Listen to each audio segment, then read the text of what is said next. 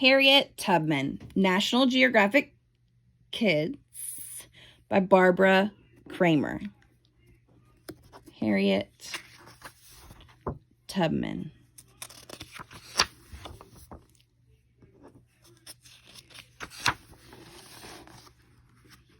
Who was Harriet Tubman? Harriet Tubman when she was about 46 years old. Harriet Tubman was born a slave. This meant she was not free.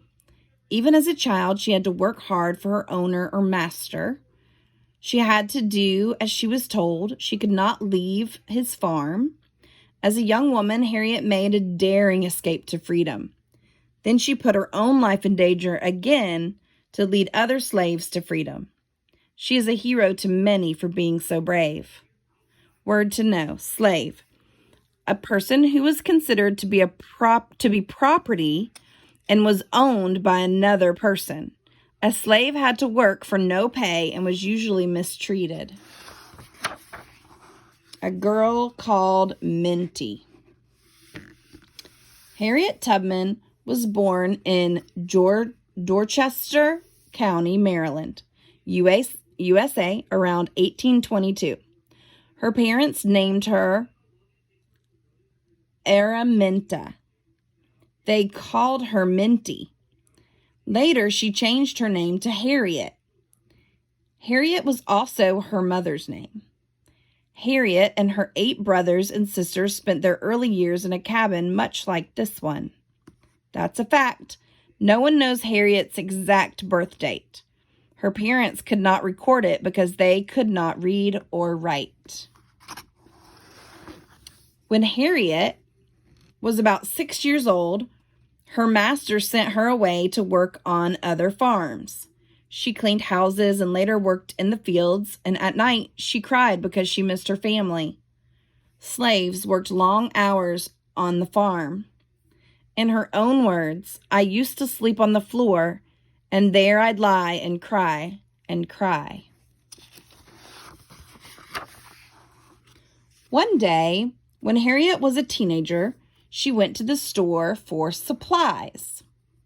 There was another slave at the store. He ran from an overseer. The overseer grabbed a 2-pound weight from the counter and threw it at the fleeing boy. It missed him and hit Harriet in the head instead. For the rest of her life, Harriet had terrible headaches. She also fell asleep suddenly, even when she was talking or working. A word to know, an overseer is a person who was in charge of a master's slaves. Harriet was badly hurt at this village store in Bucktown, Maryland. It is now a museum.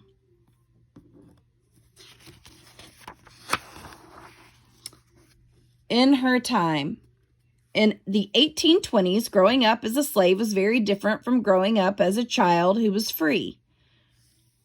The American Spelling Book. School. Slaves could not attend school.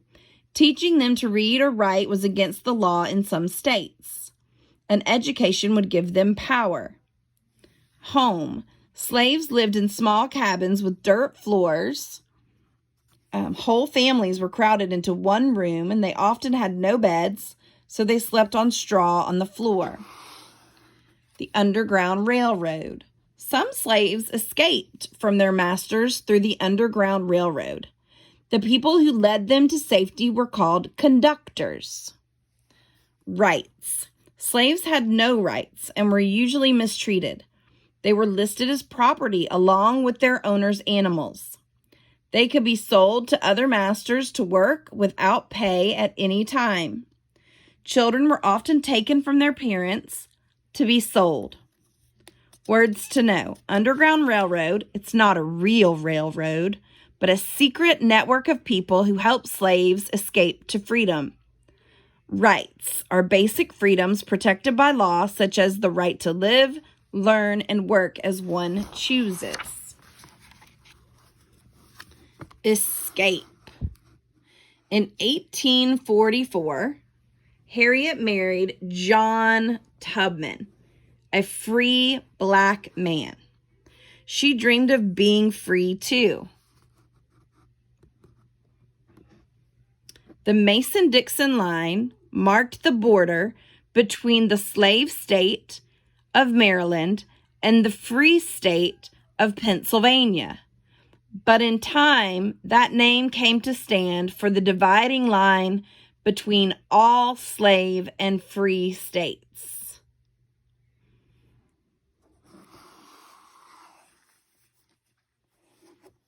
At that time, the United States was divided. There were free states in the north and slave states in the south. Harriet wanted to escape to a free state, but John would not go with her. It was against the law to help a slave escape. So the free states are in yellow, New York and Pennsylvania. The slave states are in orange, Maryland and below. A free state is a U.S. state that did not allow people to own slaves.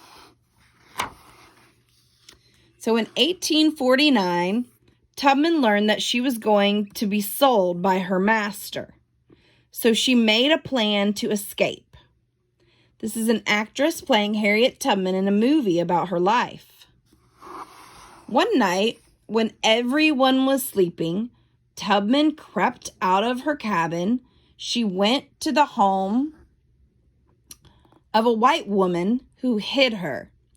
The woman also gave Tubman the names of others who would help. Tubman was now on her way north using the Underground Railroad.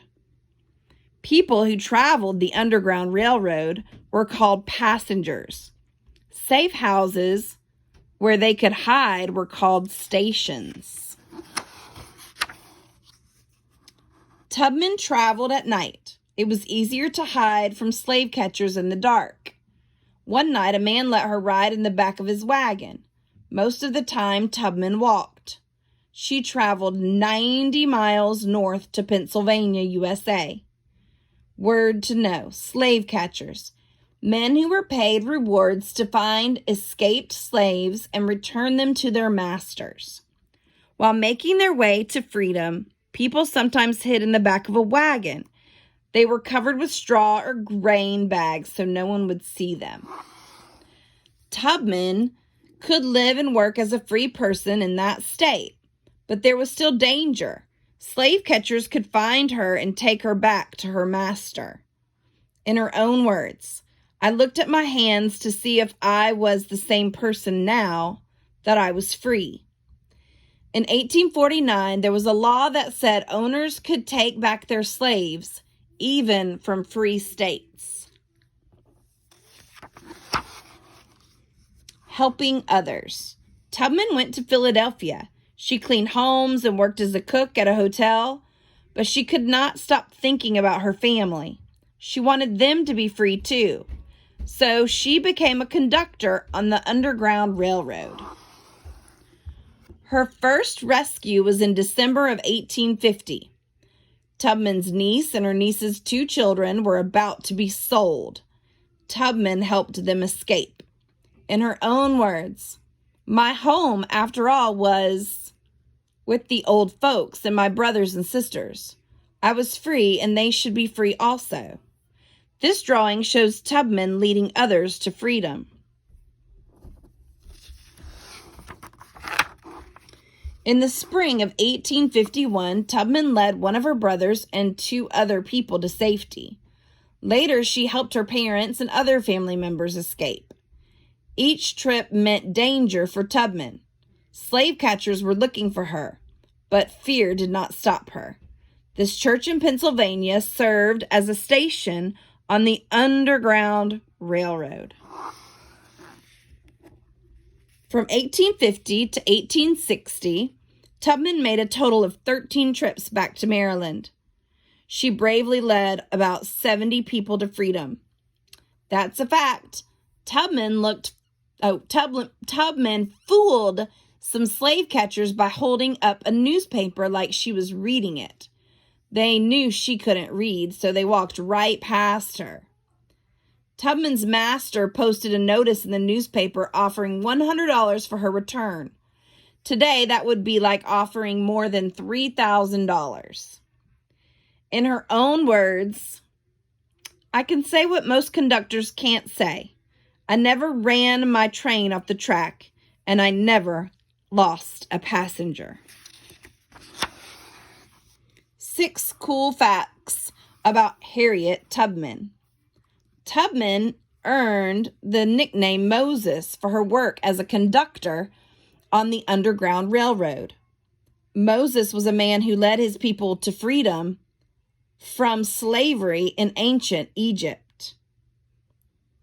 Number 2, Tubman used music to send secret signals to the people she led to freedom. When she sang a song such as Bound for the Promised Land, they knew it was time to leave. Number 3, Tubman was honored with 2 U.S. postage stamps in 1978 and 1995. And in 2016, when leaders wanted to change the face on the $20 bill, Tubman was the favorite choice. People around the world admired Tubman in 1897. Queen Victoria of England gave Tubman a silver medal and a silk lace shawl. Number 5. Later in her life, Tubman worked for equal rights for women. She gave speeches about her life and about fair treatment of all people. This statue of Tubman stands in the Harlem area of New York City. Number 6. 2 national parks honored Tubman and her work. The Harriet Tubman Underground Railroad National Historical Park in Maryland and the Harriet Tubman National Historical Park in New York, USA. In 1859, Tubman moved from Pennsylvania to this home in Auburn, New York. It's now part of the Harriet Tubman National Historical Park. A secret spy. In 1861, the Civil War began between free states in the North and slave states in the South. Tubman believed the war would lead to freedom for slaves, and she wanted to help. She worked as a nurse to Northern soldiers. She was also a spy. She would sneak behind enemy lines to gather information for the North. No one took notice of a woman who seemed to be just another slave. Tubman helped soldiers from the North during the Civil War. That's a fact. In June 1863, Tubman led a surprise military attack in South Carolina, freeing more than 750 slaves. She was the first woman to lead a Civil War raid.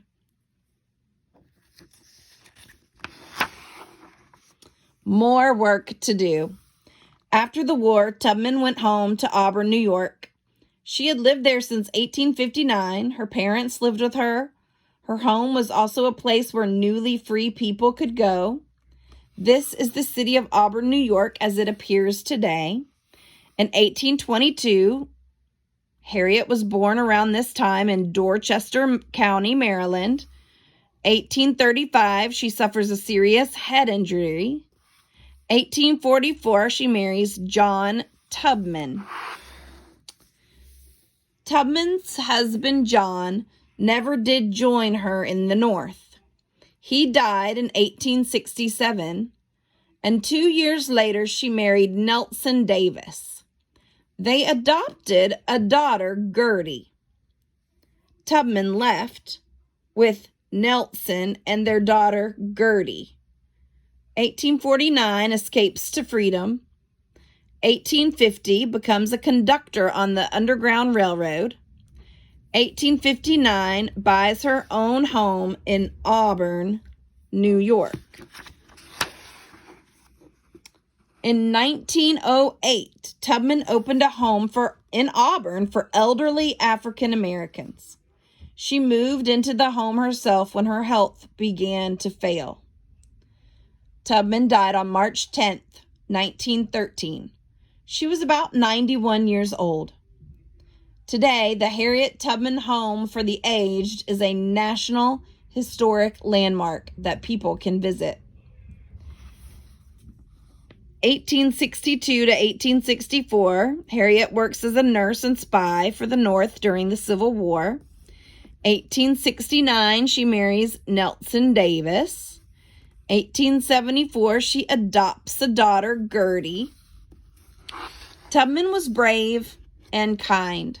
Today, her story inspires many people to fight for equal rights and to always help others. Tubman, in 1911, when she was about 89 years old. In the 1880s, she becomes active in the fight for equal rights for women, including the right to vote. In 1908, she opens the Harriet Tubman Home for the Aged. And in 1913, she dies on March 10th.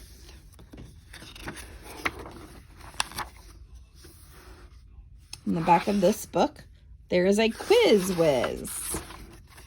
And then a picture dictionary. Harriet Tubman, National Geographic Kids by Barbara Kramer.